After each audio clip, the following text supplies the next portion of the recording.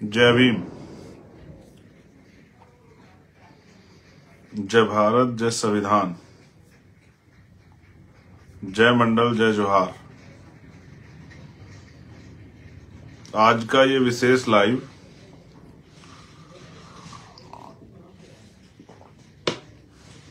दो तीन महत्व विषयों को लेके है, जो महत्वपूर्ण विषय हैं उनको लेके।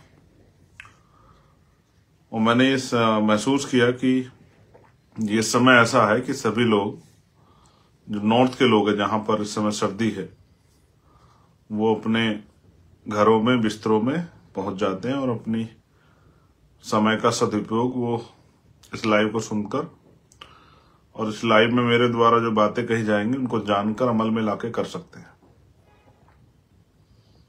सम्मानित बहुजन समाज के बहनों भाइयों, मेरे सम्मानित बुजुर्गों, छोटे भाइयों, छोटी बहनों, आज का ये विशेष लाइव संविधान सभा को लेकर है।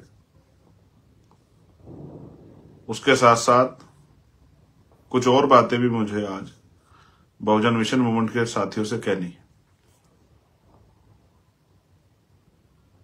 और ये सब बातें, इन सब बातों की अहमियत है।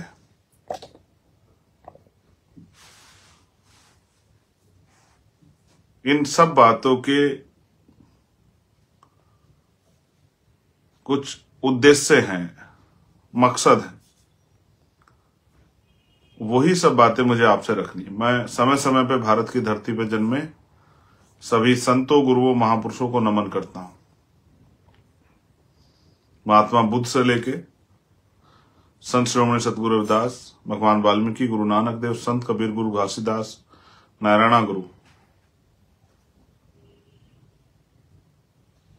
राष्ट्रपिता ज्योतिबा फूले, छत्रपति साहू जी महाराज, छत्रपति शिवाजी राजे, डॉक्टर बाबा साहब अम्बेडकर,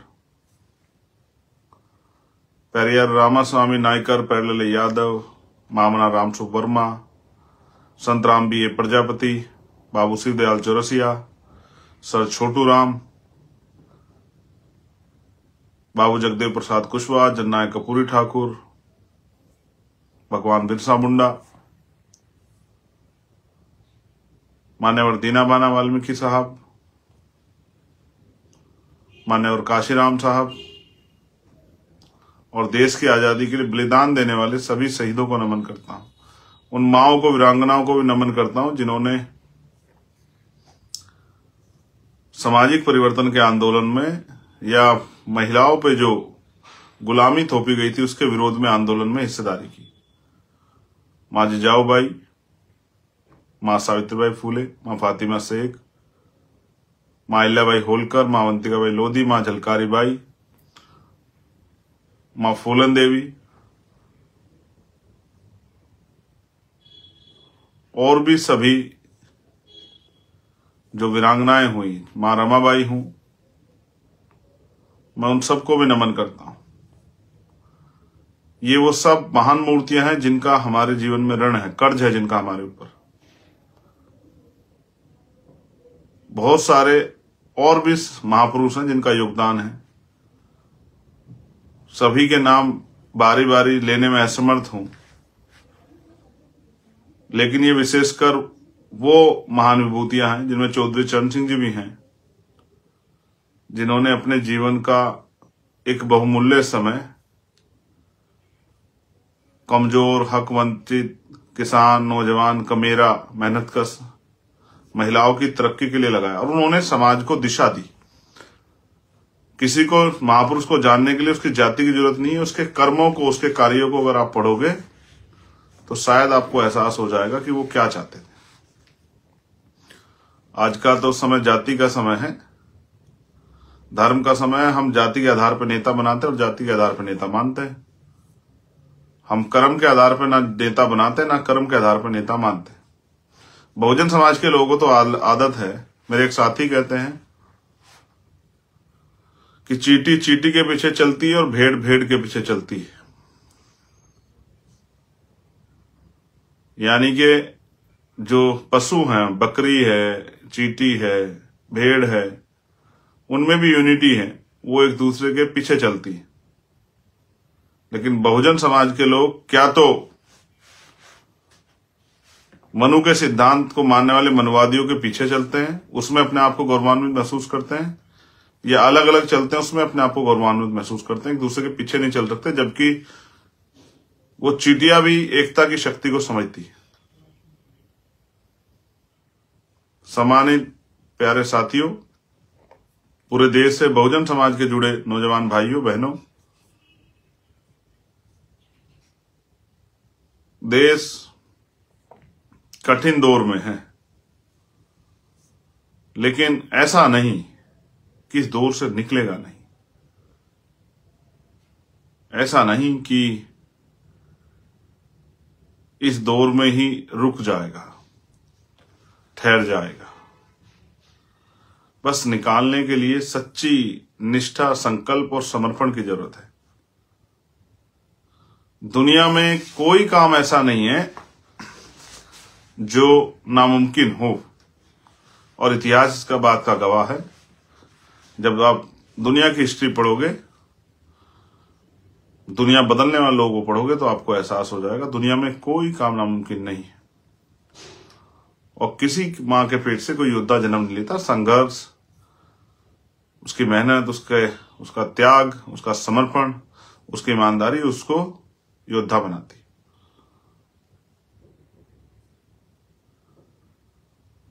उसके मन में जो अन्याय सह के जो पीड़ा पैदा हो जाती है, कुछ लोगों के मन में कोई बात लग जाती है, कोई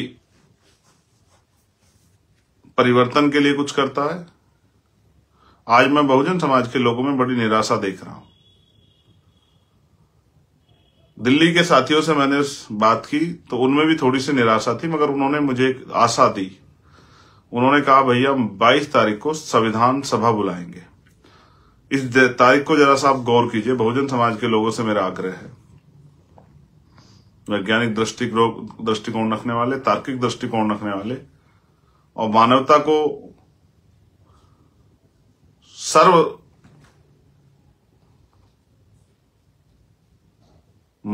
को सबसे महत्वपूर्ण धर्म मानने वाले, इंसानियत को सबसे महत्वपूर्ण धर्म मानने वाले उन सभी साथियों से मैं कहना चाहता हूं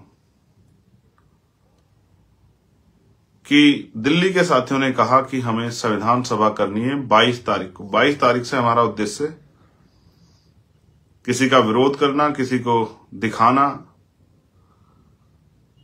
किसी से लड़ना नहीं है। 22 तारीख यानी कि अगर हिस्टोरिकल आप इसको पढ़ोगे, बाबा साहब अम्बेडकर ने कहा, जो समाज अपना इतिहास नहीं जानता वो कभी अपने भविष्य का निर्माण नहीं कर सकता है। तो भारत में 22 जनवरी 1947 को इस देश के संविधान के जो उद्देश्य हैं, प्रस्तावना के, पूरे संविधान को जो संक्षिप्त रूप में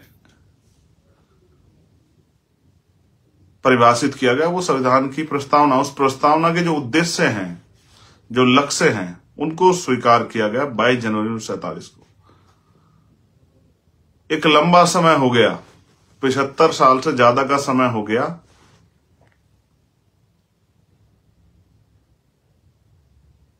संविधान को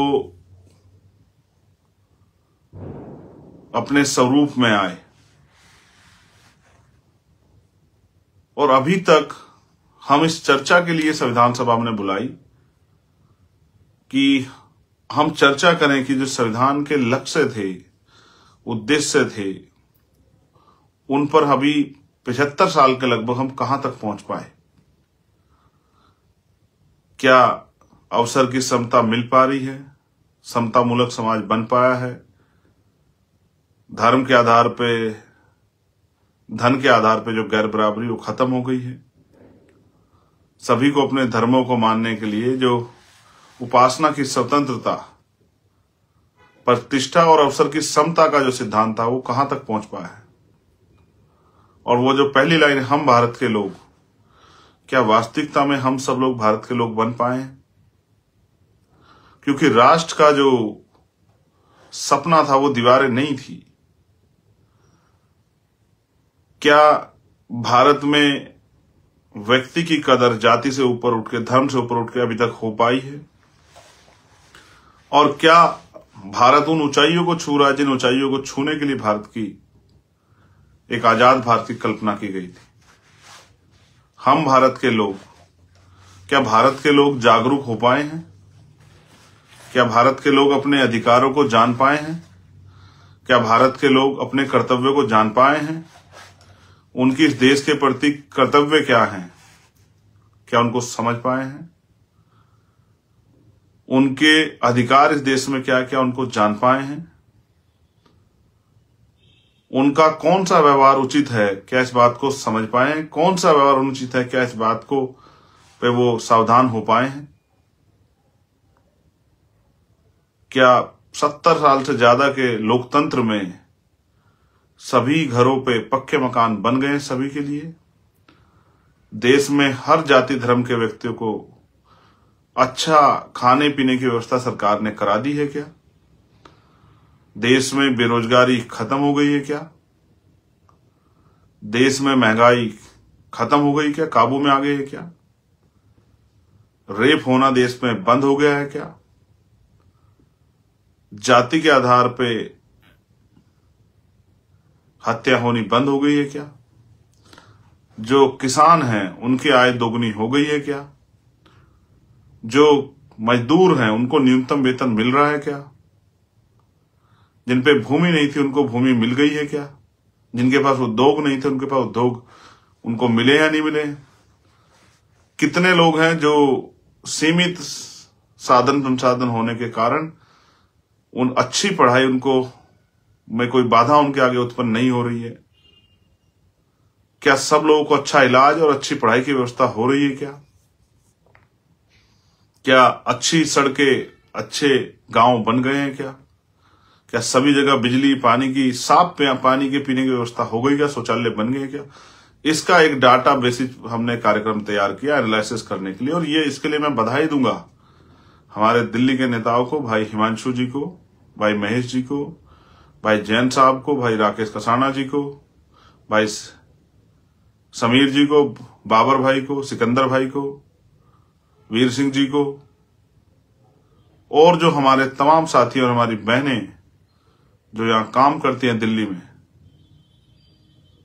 जो हमेशा मेरी एक आवाज पे खड़े रहते हैं और जिन्होंने हमेशा दिल्ली में हक वंचित समाज की लड़ाई को, पूरे देश की कई लड़ाई, और एक मेरे एक कहने पे उन्होंने दिल्ली देश की राजधानी में एक बहुसंख्यक आंदोलन करने का काम किया। मैं उन सभी साथियों को बधाई देता हूं कि उन्होंने इतना अच्छा डाटाबेस प्रोग्राम बना के ये प्रयास किया कि हम भी अपने लोगों को ये असलियत में बता दें कि देश में आजादी से लेकर अब तक कितना बदलाव हुआ है, कितने लोग सक्षम हो गए, कितने लोग अक्षम हैं, कितने लोग अभी सुविधा विहीन हैं, कितने लोगों पे पक्के मकान नहीं है, कितने लोग बेरोजगार घूम रहे हैं, कितने लोग से सुख सुविधाएं उनकी पहुंच से दूर है। ये सारा डाटा बताने के लिए हमने एक संविधान सभा बुलाई और उन्होंने मुझसे भी कहा कि आपको भी आना है हमारे कार्यक्रम में, मुख्य अतिथि के रूप में आपको भी शामिल होना है। लेकिन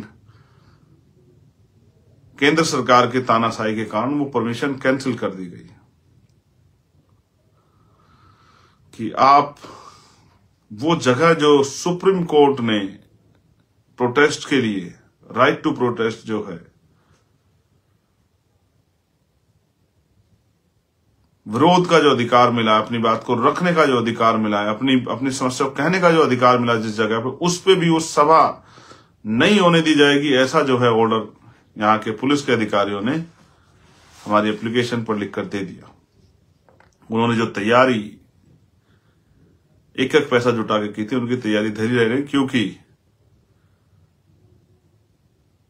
हमारे पुलिस के साथियों को मैं उनकी गलती नहीं निकालता, ऊपर के लोगों का आदेश है कि कोई संविधान सभा नहीं होने दी जाए, क्योंकि उनका मानना है कि 500 साल के बाद राम अयोध्या वापस आ रहे हैं। केंद्र सरकार का ऐसा मानना है और मुझे बड़ी खुशी है इस बात की कि अयोध्या में जो कार्यक्रम हो रहा है और जब वहां प्राण प्रतिष्ठा हो जाएगी, राम स्थापित हो जाएंगे, तो इस देश की भुखमरी, इस देश की बेरोजगारी, इस देश में जाति के आधार पर, क्योंकि शायद वो तो जाति को नहीं मानेंगे, वो जो अपने मंदिरों में दलितों के, आदिवासियों के, पिछड़े वर्गों के लोगों के घुसने पे पाबंदी नहीं लगाएंगे, वो तो जाति के आधार पर जो हिंसा हो रही है, वो तो शायद हिंसा करने वालों को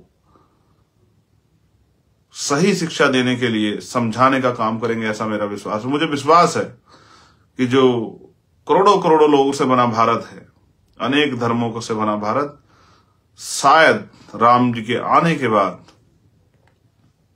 कोई अपने घर में या देश में कहीं भी कोई भूखे पेट नहीं सोएगा, कोई भी गंदा पानी पीने के लिए मजबूर नहीं होगा, इलाज ना मिलने के कारण किसी के माँ बाप की, किसी के भाई बहन, किसी पत्नी की, किसी की बेटी की, किसी बेटे की जान नहीं जाएगी। महिलाओं के साथ जो रेप हत्याएं बड़े पैमाने पे होती है, एनसीआरबी डाटा कहता है शायद अब 22 तारीख के बाद, कल के बाद, वो हत्याएं, उन बहन बेटियों का अपमान इस भारत में बंद हो जाएगा, ऐसा मेरा विश्वास है। जो बेरोजगार नौजवान घूम रहे हैं, उनको रोजगार की व्यवस्था होगी। उन माओं के, जिनके साथ अन्याय हुआ, उन माओं को न्याय मिलेगा, उन भाइयों को, उन पिताओं को न्याय मिलेगा, जिनके साथ पिछले लंबे समय अन्याय हुआ। बहन बेटियों को सम्मान की जिंदगी मिलेगी, ऐसा मेरा विश्वास है। और मेरा विश्वास अटल है, क्योंकि मुझे भारतीय संविधान पे भरोसा है और मुझे भरोसा है कि जो हो रहा है उससे बहुत अच्छे परिणाम बहुजन समाज के लोगों के लिए भी निकलेंगे, क्योंकि उनकी भी आंखें खुलेंगी, ऐसा मेरा विश्वास। देखिए, भारत किसी एक जाति धर्म से नहीं बना है। संगठित भारत को पहले जातियों में तोड़ा गया, फिर जातियों में भी गोत्रों में तोड़ा गया, इतने टुकड़े किए गए कि भारत जुड़ ना पाए। इसलिए भारत में कोई भी क्रांति न आज न भविष्य में बहुत जल्द होने की कोई उम्मीद नहीं है, क्योंकि लोग जब किसी दूसरी जाति पर अन्याय होता है, दूसरी जाति खड़े होकर तमाशा देखती है। जब एक जाति अपने अधिकारों के लिए लड़ती है तो दूसरी जाति उसका तमाशा देखती है, जब पुलिस के लोग, सरकार के लोग उस पर अन्याय अत्याचार करते हैं। लेकिन जब वही जाति दूसरी जगह पे उनके जागरूक लोग अपने अधिकारों के लिए प्रयास करते हैं, तो फिर दूसरे लोग खड़े होकर तमाशा देखते हैं।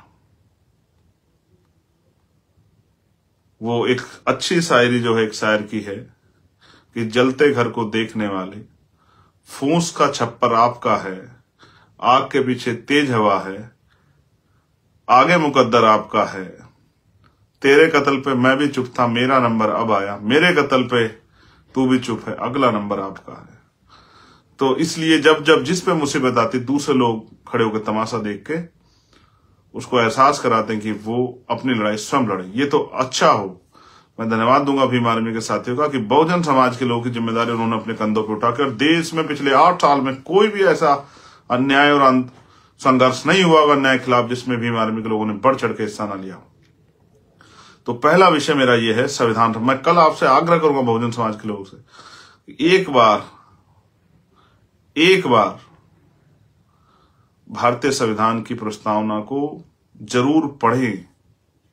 किसी को दिखावे के नहीं, अपने लिए पढ़ें कि जानकारी हासिल करें और महसूस करें कि जिन लोगों ने संविधान में आस्था, विश्वास, जिन लोगों ने संविधान को लेकर भारत का, बिना भारत संविधान के भारत का सपना पूरा नहीं हो सकता है, बिना संविधान के भारत की कल्पना नहीं हो सकती है, और बिना संविधान में मिले हुए अधिकारों के बदौलत इस देश में धार्मिक जो मान्यताएं हैं, उनके जो अधिकार हैं वो भी नहीं हो सकते हैं। इसलिए हम पुनः, और मुझे और उन सब लोगों को भी जो कल 22 तारीख का उत्सव मना रहे हैं, उन सबको भी भारतीय संविधान का धन्यवाद देना चाहिए। और साथ साथ मैं आपसे ये कहूंगा कि क्योंकि अभी तक हम लोग संविधान के उन प्रस्तावना के उन उद्देश्य संकल्पों से बहुत मीलों पीछे हैं, तो हमें ये भी तय करना चाहिए कल एक अच्छे दिन पर कि भाई हमें इस देश के संविधान की जो संकल्प था, उद्देश्य थे, उसको भी पूरा करना है। मेरा अटल भरोसा है कि आपके दिमाग में जो चल रहा है कि भाई क्या होगा क्या होगा, मैं आपको विश्वास से कहता हूं जो कुछ हो रहा है वो हमें जागरूक करने के लिए, समझदार बनाने के लिए, हमें तैयार करने के लिए हो रहा है। हमें तैयार होना चाहिए। मैं तो ये मानता हूं जिनका राज होता है उन्हीं का धर्म होता है, जिनका राज नहीं होता उनका धर्म भी नहीं होता है। इसलिए मेरी आपसे अपील है बहुजन समाज के सभी बुद्धिजीवियों से, कर्मचारियों से, नौजवानों से, उद्यमियों से कि निराश ना हो, किसी भी बात से निराश ना हो। ये भारत लोकतांत्रिक देश है। राजनीतिक ताकत आती है जाती है, लेकिन राजनीतिक ताकत का प्रयोग अगर जनहित में हो तभी लोकतंत्र में देश तरक्की कर सकता है। और अगर चंद पूंजीपतियों के लिए, चंद ताकतवर लोगों को ताकतवर करने के लिए राजनीतिक शक्तियों का प्रयोग होने लगे तो फिर लोकतंत्र मजबूत नहीं होता, लोकतंत्र कमजोर होता है। जब विरोध की आवाज को कुचल दिया जाए, गोलियों से उसका स्वागत किया जाए, उस पर लाठियां बांधी जाए, झूठे मुकदमे लगा के जेल में डाल दिया जाए, तो फिर जो है लोकतंत्र की हत्या होती है। असल लोकतंत्र वही जहां अभिव्यक्ति की आजादी है। मैं सीमाएं समझता हूं कि आपको किसी धर्म का उपहास उड़ाने की, किसी के ऊपर टिप्पणी करने का कोई अधिकार नहीं है, लेकिन संवैधानिक रूप से अपनी बात को रखने का अधिकार भी संविधान हमें देता है। वही संविधान जिसने इस देश में आस्था के प्रतीक राम जी को न्याय दिया, वही संविधान आपको और मुझको भी हमारी धार्मिक आजादी, इस देश के मुसलमानों को, ईसाइयों को, बौद्धिस्टों को, जैनों को, आदि धर्मियों को अपने धार्मिक आजादी को भी देता है। और फिर मैं कहूंगा, बाबा साहब अम्बेडकर ने कहा कि सिर्फ विरोधी होने के नाते विरोध करना, मैं इससे सहमत नहीं हूं। मैं बिल्कुल इससे सहमत नहीं हूं कि अगर हम किसी के विरोधी हैं तो उसका इस बातें विरोध करें कि जो सही हो उस पर विरोध करें। मैं सिर्फ आपकी आंखें इसलिए खोलना चाहता हूं कि आप हालातों को समझिए। इस देश में सरकारी नौकरियां खत्म है, महंगाई कमर तोड़ रही है। सर, पहले कमजोर वर्गों के लिए स्कॉलरशिप आती थी, उनके लिए अच्छे छात्रावास बने हुए थे, उनके लिए हायर एजुकेशन का बजट आज सब खत्म हो गया है। स्कूल बंद किए जा रहे हैं, अच्छे हॉस्पिटल नहीं बन पा रहे, हॉस्पिटलों में इलाज नहीं है, पीने के लिए साफ पानी की व्यवस्था भी नहीं है। एक मेरे साथी ने मध्य प्रदेश का एक सर्वे दिया था कि अभी भी मध्य प्रदेश में गादला पानी, गंदा पानी पीने के लिए लोग मजबूर हैं, कच्चे घरों में रहने के लिए लोग मजबूर हैं। और मैंने भी प्रयास किया था मध्य प्रदेश के लोग मेरा साथ दें, लेकिन अभी शायद उनको ने वो विश्वास नहीं जगाया जो विश्वास उनको जगाना चाहिए था। कोई बात नहीं, हम लोग प्रयास करते रहेंगे निरंतर। एक सबसे बड़ा मसला ईवीएम का, तो मैंने कहा कि राजा की जान तोते में है। अब उस तोते को भी ठीक करके भारतीय लोकतंत्र की व्यवस्था करने का समय आ गया है। और फरवरी में हम लोग एक बड़ा, अभी जल्दी हम लोग एक नेशनल मीटिंग बुला के फरवरी में एक बड़ा डिसीजन लेंगे और जनमत जुटा के एक बड़ा आंदोलन, अनिश्चितकालीन आंदोलन हम लोग दिल्ली में जंतर मंतर या रामलीला मैदान पे जहां भी उपयुक्त होगा वहां करना शुरू करेंगे। और एक एक चीज फैक्ट के साथ लोगों के सामने रखेंगे किस तरह से लोगों की वोटों की चोरी हो रही, और इससे बचाव सिर्फ हम पे सिर्फ समस्या नहीं है, इसका रोकथाम, इसको फेयर करने की व्यवस्था भी हम पे है।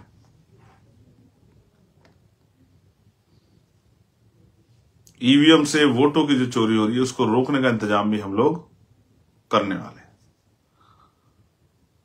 इसका संघर्ष तो इसके खिलाफ हम करेंगे, लेकिन लाभ इसका सभी लोगों को मिलेगा जो चाहते हैं कि लोकतंत्र जिंदा रहे, जो चाहते हैं लोगों की जो वोट का अधिकार है, जनता के द्वारा जनता का शासन है, वो जनता का शासन ही बने। तो ईवीएम पे मैं अगली बार अपनी पूरी बात रखूंगा, पूरी तथ्यों के साथ, और जल्द ही कमेटी की मीटिंग में हम लोग डिसीजन देंगे कब हम लोग अनिश्चितकालीन आंदोलन शुरू करेंगे, जैसा कि मेरा सुझाव है कि ये होना चाहिए देश के लोकतंत्र को बचाने। अभी मेरा आपसे आग्रह है कि आप आशावादी बनिए, उम्मीदवादी बनिए और अपने इतिहास को याद कीजिए कि हमने कहां से शुरू किया था। हमने वहां से शुरू किया जब हम पे 1 गज जमीन नहीं थी, और हमने वहां से शुरू किया जब हमें पढ़ने का और मत देने का अधिकार भी नहीं था। क्या लोग अपने वोटों के प्रति जागरूक हैं? इन सब को लिए भी हमें लोगों को जागरूक करना पड़ेगा, और जागरूक करना ही असल लड़ाई है।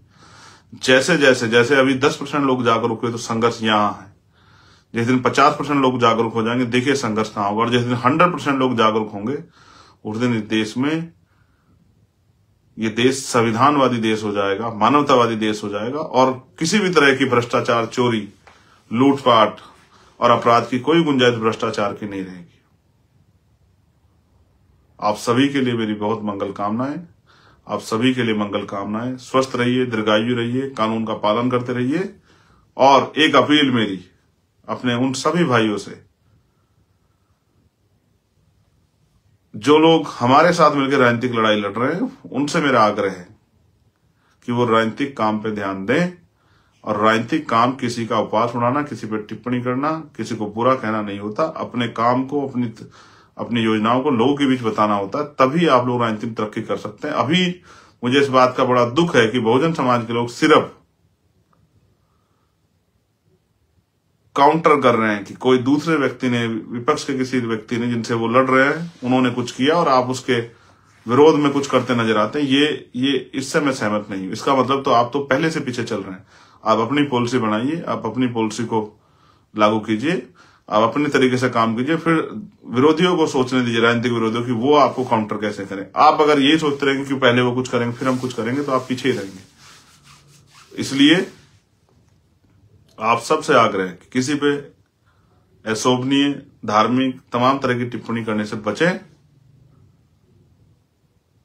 और अपने शुभ चिंतकों से मैं कहूंगा, जो लोग आजाद समाज पार्टी, भीम आर्मी के अच्छा सोचने वाले लोग हैं, उनसे मेरा आग्रह है कि वो कमर कसें, क्योंकि अब संघर्ष बड़ा होने वाला है और बड़े संघर्ष के लिए हम लोग तैयार हैं। संवैधानिक तरह से लोगों को जागरूक करेंगे, ज्यादा लोगों को जागरूक करके वास्तविक लोकतंत्र को बहाल कराने के लिए हम लोग मेहनत करेंगे। धन्यवाद। वास्तविक लोकतंत्र, जिसकी जितनी संख्या भारी उसकी उतनी हिस्सेदारी है। 100% सरकारी सिस्टम, और उस सरकारी सिस्टम में 100% लोगों के लिए रोजगार और सुख सुविधा दिलाने की व्यवस्था। जैसा मैंने कई बार आपको समझाया भी कि सभी के लिए बेहतर से बेहतर पढ़ाई, बेहतर से बेहतर इलाज, उद्योग करने के लिए सुविधाएं, विदेश पढ़ने के लिए सुविधाएं, नौकरी करने के लिए सुविधाएं, और सोशल सिक्योरिटी। जो व्यक्ति नहीं कमा रहा है उस आदमी को भी बेरोजगारी भत्ता मिले, जब तक सरकार उसके लिए किसी रोजगार का प्रबंध नहीं कर देती। देश में खुशहाली आए, हर व्यक्ति, हर जाति धर्म का व्यक्ति खुशहाल हो, ऐसी जो है, ऐसा एक मजबूत प्रदेश और देश बने, उसके लिए हम सब लोगों को मिलकर संघर्ष करना है। सभी बहन बेटियों का सम्मान हो और सभी के लिए नए रास्ते खुले, नए अवसर बने, और गरीबी के कारण किसी के सपने ना कुछ ले जाए, कोई भूख से, कोई बीमारियों से ना मरे, कोई सर्दी, कोई ज्यादा गर्मी से ना मरे, और कोई ऐसा ना हो जिसको सड़क पे खड़े होकर भीख मांगनी पड़े, और कोई ऐसा ना हो जिसके पास इतने साधन हों कि उसके लिए लोगों के जीवन का कोई मोल ना हो। बहुत बहुत धन्यवाद। जय भीम, जय भारत, जय मंडल, जय जोहार, और आप सभी के लिए मंगल कामनाएं। भारतीय संविधान जिंदाबाद। हम सबको मिलकर भारतीय संविधान के लक्ष्य और उद्देश्य को स्थापित करना है, इस देश के संविधान को पूर्ण रूप से लागू कराना है, और समतामूलक समाज बना के अखंड भारत, सम्राट अशोक के सपनों का भारत बनाने के लिए हमें काम करना है। धन्यवाद।